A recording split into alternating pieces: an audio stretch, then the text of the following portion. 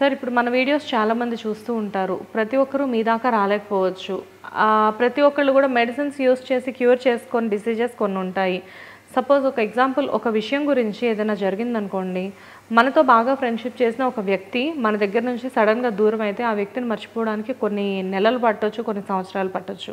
Even మన బెస్టీస్లో కూడా అలా జరుగుతూ ఉంటుంది. సో ఇలాంటి కొంతమంది ఏంటంటే ఇంకొంచెం డీప్గా, ఎస్పెషల్లీ మేల్ ఫీమేల్ రిలేషన్స్లో ఎలా ఉంటుందంటే వాళ్ళు బెస్టీస్ అయినప్పటికీ కూడా ఒకరికి మ్యారేజ్ అయ్యి వెళ్ళిపోతే ఇంకొకళ్ళు ఆటోమేటిక్గా ఎలోన్గా ఫీల్ అయ్యి డిప్రెషన్లోకి వెళ్ళే ఛాన్సెస్ ఉంటూ ఉంటాయి కదా.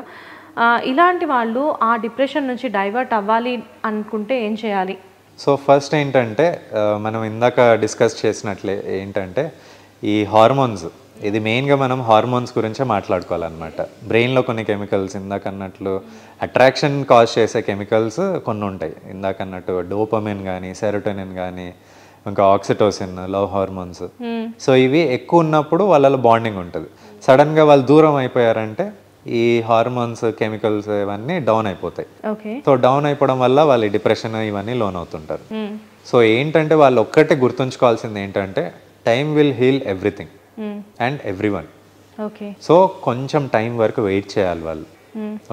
ఒకవేళ పర్సన్ దూరం వెళ్ళిపోయారంటే ఎమ్మటే హేస్టీ డెసిషన్స్ తీసుకోకుండా, తొందరపాటులో కొంతమంది డెసిషన్స్ తీసేసుకుంటారు.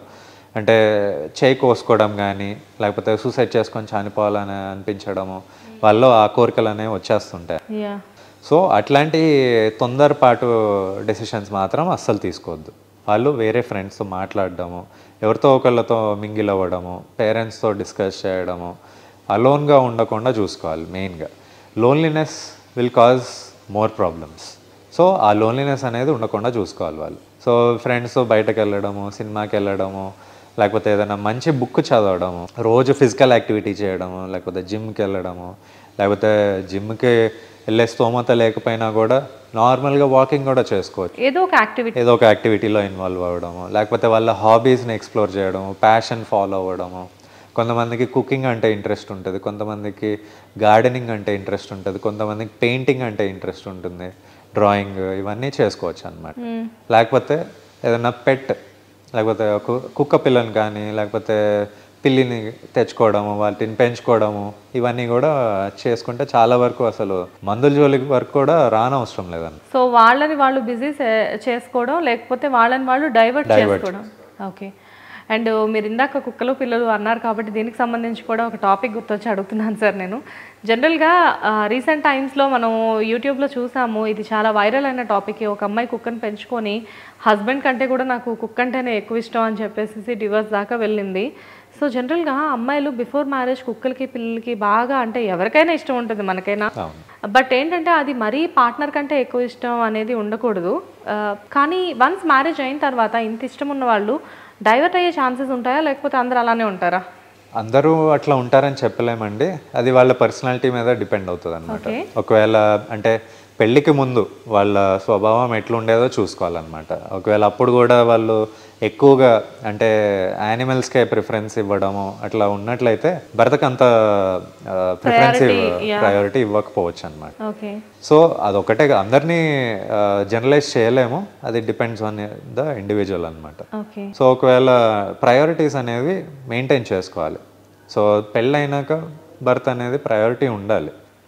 సహజంగా అంటే ఆ అమ్మాయిలో చూసినట్లయితే ఆ ప్రయారిటీ అనేది ఇవ్వలేదన్నమాట. ఎక్కువగా యానిమల్ పెట్కే ఇవ్వడము మనం చూసాం. సో భర్త విషయంలో కూడా ఏమైనా తప్పులు ఉండొచ్చు, అది కూడా మనము ముందే జడ్జ్ చేయలేము. సో భర్త ఒకవేళ సరిగ్గా ఉండకపోవడము, వాళ్ళిద్దరి మధ్యలో రిలేషన్షిప్ సరిగ్గా లేకపోవడము, అవన్నీ కూడా మనం ఎక్స్ప్లోర్ చేయాల్సిన విషయాలన్నమాట. అంటే చాలామందిని పిల్లలు పుట్టిన తర్వాత హస్బెండ్ కంటే పిల్లలు ఎక్కువ, వైఫ్ కంటే పిల్లలు ఎక్కువ అనేది ఎక్కడైనా చూస్తూ ఉంటాము. ప్రయారిటీ వన్స్ పిల్లలు పుట్టిన తర్వాత చేంజెస్ అవుతూ ఉంటాయి. కానీ మరీ పెట్స్ ఎక్కువ అనేది అది కొంచెం కామెడీగా కూడా అనిపిస్తూ ఉంటుంది చూసే వాళ్ళకి. ఎనీవేస్, సో ఆ ప్రయారిటీస్ అనేది ఈ బాండింగ్ని బట్టి కూడా బాండింగ్ బట్టే చేంజ్.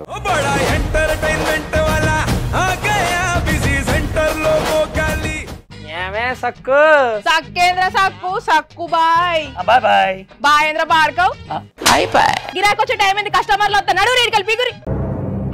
కస్టమర్లు వస్తున్నారు కదా మాత్రం పొగరు ఉంటది మరి తగ్గించేద్దాం పొగర్ని డబ్బులు కట్టేస్తావేంటి కొంప తీసి లేదు కస్టమర్లు ఆపేద్దాం పదా మరి మన బిజినెస్ స్టార్ట్ చేద్దాం